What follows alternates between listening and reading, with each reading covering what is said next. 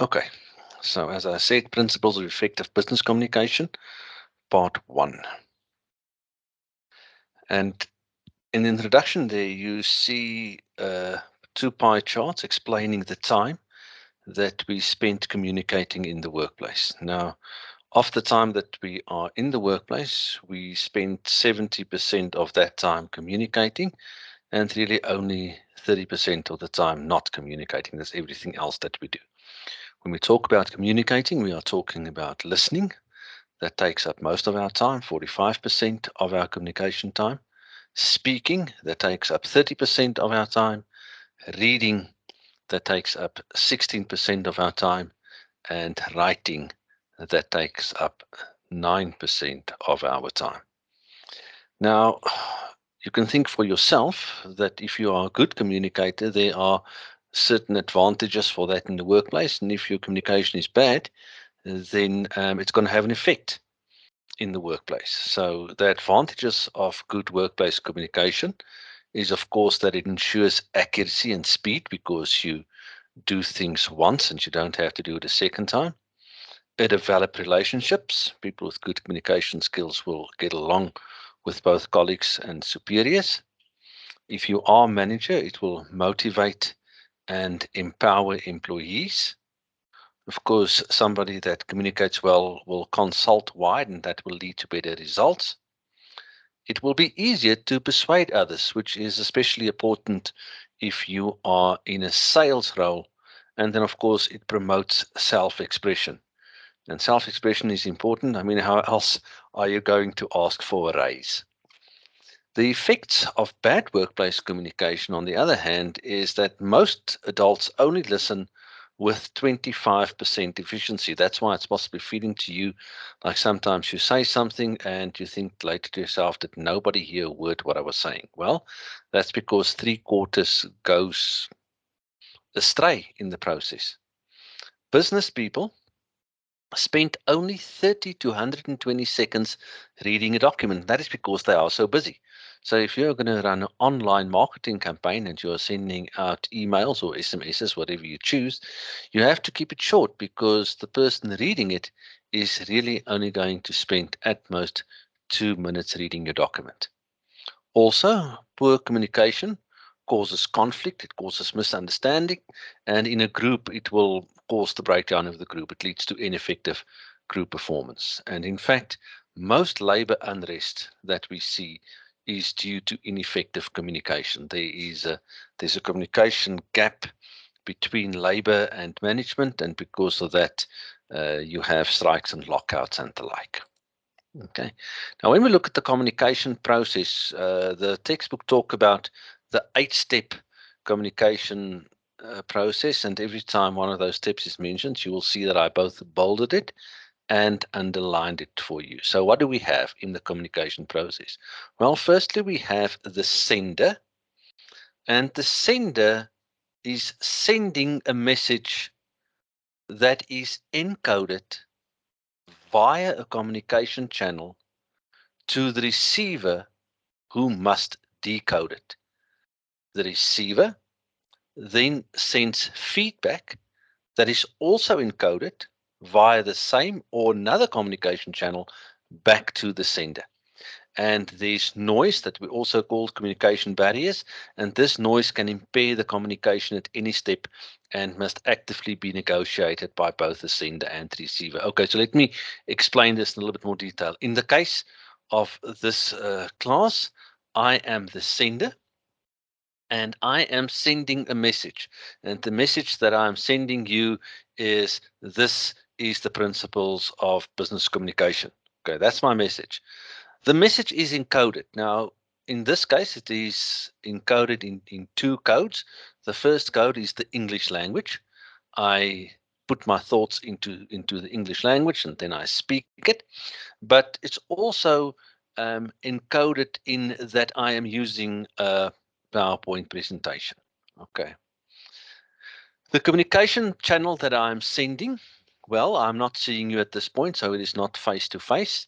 I am making use of the internet, and I'm specifically making use of Teams. So Teams, MS Teams is my communication channel. You are the receiver. And in order for you to decode my message, you need two things. You need to be able to understand English, and you need to have access to the Teams platform on which I'm sharing this, or else it will not help. Okay. Now, it might be that there is something wrong with the recording, that you don't understand the way I speak, or you just want to say, oh, thank you for what you have done. And so you want to send me feedback. So the receiver then sends me feedback. Now you can use the same channel. You can just post a message there in the message chat on Teams. Or what you can do is you can send me an email. If you have my email number, you can send me a WhatsApp if you have my WhatsApp number. So you don't have to send the same. And then that gets back to me. Okay. And then the noise, we are going to talk a lot more later. The noise is anything that can impair the communication. Okay, so if my dog starts barking, it will be a noise, and that will make the communication more difficult. You won't hear what I'm saying.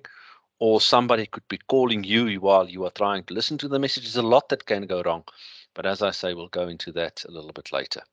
Okay, now the important thing when you are doing any communication, or when you are in communication with anybody, is you must have an understanding of who your audience is. Who are you trying to deliver the message to? And if you are able to answer the following questions, it will lead to a better understanding of your audience. The first thing is, who are they? Okay, are they a group of adults? Are they a group of children? Are they a group of women or men or whatever? Okay, who are they? What is the size of the group? Because the group size will have an impact on the quality of feedback you can expect. What do they expect from the communication? Okay. Do they expect information? Do they expect to be persuaded? Do they just want to be motivated? So there's an expectation. How much time do they have? Doesn't help I have a fantastic 30-minute presentation if you only have 10 minutes available. Are they comfortable? Okay. Do they even want to be there? Okay. Sometimes when you do training, companies nominate people for the training, and then those people that are nominated really didn't volunteer. They don't want to be there, and you're really wasting your time. Now, the audience can consist of one or more receivers.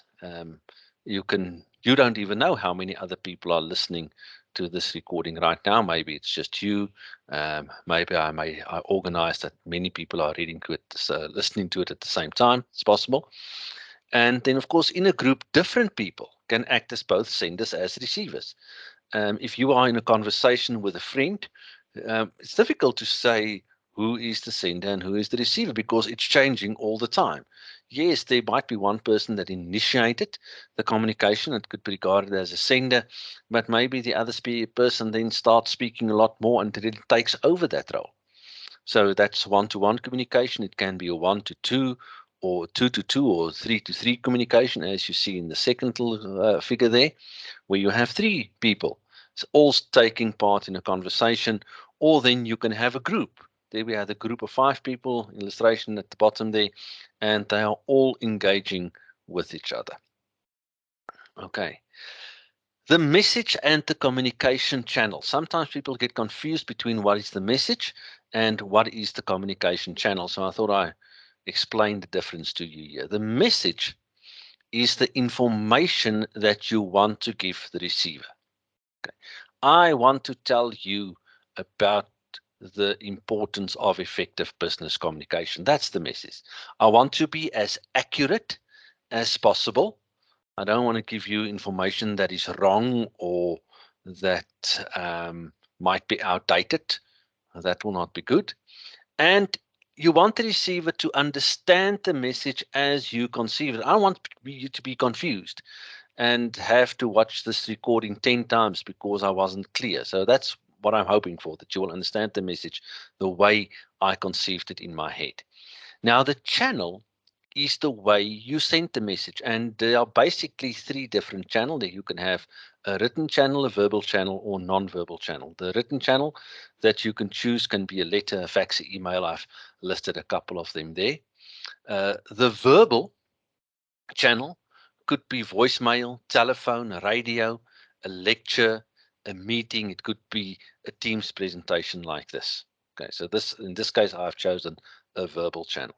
And then, of course, you also have non-verbal channels, and that can be the voice tone, the facial expression, the posture, and etc. Okay.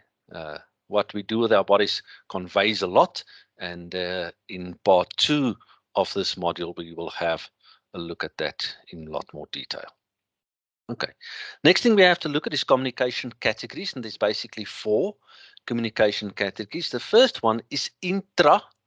Take note of the tra there. It's the difference between intra and interpersonal communication. Intrapersonal communication is communication with yourself. It is really the thoughts that we have before we express them. Okay. Second communication category is interpersonal communication. It's really just communication between different people, and it can be between individuals or it can be between groups, but it's me speaking to you, you speaking back. It's interpersonal. There's a connection between the people. Extrapersonal communication is communication between a person and an animal, a plant, or an object. Now, yes, it is true that your dog will come if you call him. And some people do believe that a plant will grow better if they sing to it. And sometimes I get frustrated with my computer and then I shout at it. It's never really helped at all. But whatever I'm doing, I'm not really expecting verbal feedback. Now, we had that one incident in the Bible where the donkey did speak back, and the guy who was riding it got the fright of his life. But normally, we definitely not expect any verbal feedback from an animal, plant, or an object. Then we have the last communication category there, that is mass communication, and that is communication between a sender and a large impersonal audience. Now, it is my intention to record these messages and get them to the point where I can just leave them online and people can access them. And then it's really made the transition from interpersonal communication to mass communication. But not really ever, because if you are part of any of the groups on this forum, then there will always be the chat room and other ways that you can restore the interpersonal communication. But mass communication is really communication between a sender and a large impersonal audience, like a TV host, a TV news broadcaster. They read the news and they don't really expect that somebody will run into the studio and say, "What? I can't believe what you just told me." That'll just be very weird. And it is normally, well, it's actually always a message that is transmitted via mass media like radio or TV. The printed press can also be that. Okay. But now we are talking about communication in the workplace. And so I want to get back to the communication classes as we have them in the workplace. And here we're really looking at 2 classes of communication: formal versus informal communication. Okay. Now, it is important that you know the environment and you know what is expected in that environment if you are going to communicate in a formal or informal manner. It would not be advisable that you go to a meeting in your pajamas, but it is also not advisable that you go to a meeting of your running club in a suit. So you must understand the environment. Now, there's a word there that's called register, and I'm not talking about the thing in which you write your name to indicate and prove that you attended the meeting. In this case, register refers to the degree of formality that you use to address a person or group. Okay, if you say sir and thou and things like that, not that that's too often used these days, it is clear that you are using a formal register. If you say, "Hey Joe, how are you doing?" clearly it's a lot more informal, and that is then you're using informal register. Now, the degree of formality will depend on the organization's structure and culture. These 2 slides, this one and the next one, are very much about that. So on the right-hand side there, you have a typical hierarchical structure with your CEO at the top and your line worker at the bottom. And in a case like this, the workers will address the CEO by title or sometime by rank, and they will seldom have contact with him. Okay. The soldier on the battlefield does not really expect that the general will come and tell him what to do. He expects to get his instructions from the supervisor that is just above him. Okay. On the other hand, there at the bottom, you see a very flat organizational structure. In a flat organizational structure where there's the CEO, maybe two managers and everybody else, there everybody, including the CEO, will be addressed by their name. Because it's small, it's a small group of people, maybe there's 10 people in the organization. It will be kind of funny to now address somebody as sir or madam in an organization like that. No, after a while, you're going to get to know the people, and everybody will be addressed by their names. Okay. Now, in an organization, I said to you, the communication can be formal or informal. Now, while the formal communication is important, it creates structure, how formal communication should happen in the workplace.